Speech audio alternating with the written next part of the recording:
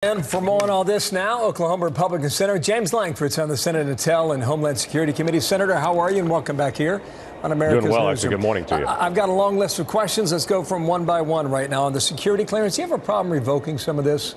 If indeed you're out of the administration? I don't, because, again, you're out of the administration. There's not any reason for you to get access to classified documents anymore. When you're in the administration, whatever administration that may be, it's a need to know. You go through the information, you've got clearance, and you access it. Once you're out of the administration, there's no reason to have access to that information anymore. They're not using it day to day. Yeah, the argument is that if international affairs come up, you want to revert to the previous administration and ask a question as to how you dealt with it.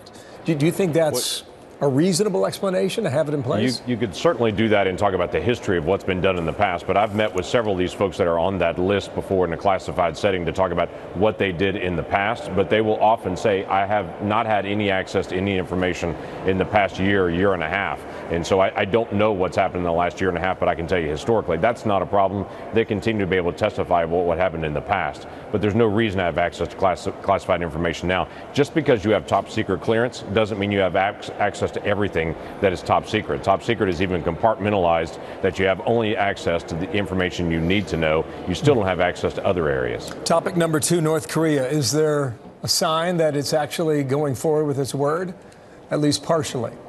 I'll take a partial good sign there. As was mentioned by your previous report there, that for them to dismantle some of the sites where they've done previous testing is a good thing, but they're onto solid rocket fuel at this point. They've not dismantled the solid rocket fuel testing sites. That's the next generation of testing that they have to do. And for many of us, that's going to be the next big sign to be able to see, as well as the return of the remains from the Korean War, and then also, obviously, trying to be able to step away from actually having nuclear weapons at all. Yeah, do you accept this step-by-step process, build a little bit of trust, move it a little forward, a little piece at a time?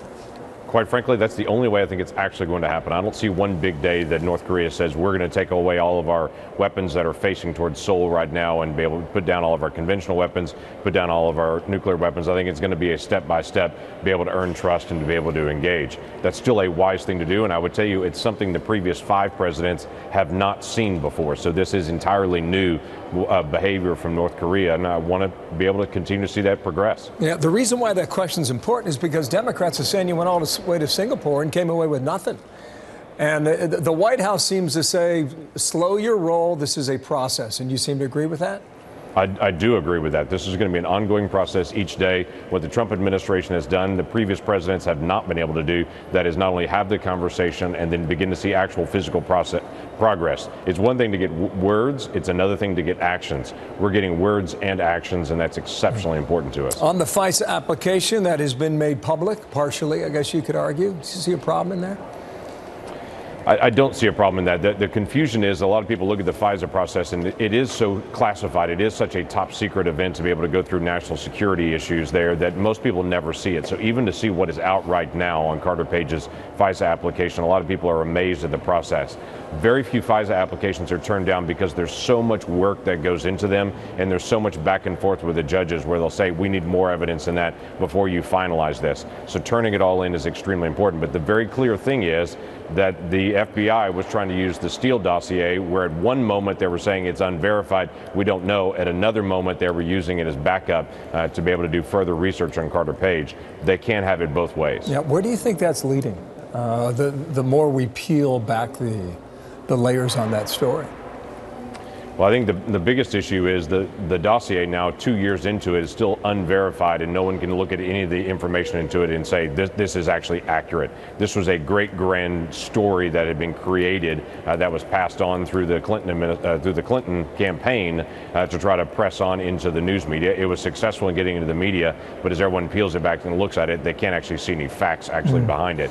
That's the challenge, and it was used during that time period. It's a long-term look with the FBI, and I'm sure that's something the FISA judges will start doing in greater depth, is asking, prove this information before I give you a FISA clearance. The bottom line question is, was there abuse of the system? Based on what you've seen, can you answer yes right now? I'm not sure I would say yes, there's abuse of the system. I would say that they pressed the facts a lot harder than there were actually facts. Carter Page had been interacting with some Russians on a business dealing. They took that information saying he's interacting with Russians, trying to be able to say that the Russians are reaching out to him, trying to engage him. Then they tried to marry up this dossier and say that's enough to be able to go do a wiretap and to go farther. It looks like that's a bridge too far. Well, on the election midterms, 3.5 months from now, you're sponsoring what's called the Secure Election Act. You believe the Russians are trying to get into the system back in Oklahoma. What will this act do if passed, sir? Well, this act cleans up what the mistakes were in 2016. The Obama administration had no engagement with the states at that time, had the responsibility to engage with them through the Department of Homeland Security, wasn't actually doing that. And then just weeks before the election, Jay Johnson announces to all of the states, we're going to come in and we're going to consider this critical infrastructure. We're going to have a heavy federal presence in trying to engage in this. Every state pushed back and said no. What the federal government wasn't doing at that time was getting clearance to individuals within states so that they could get classified information to them. They were saying there is a threat, but didn't tell them what the threat was till a year later. So we're trying to clean that up.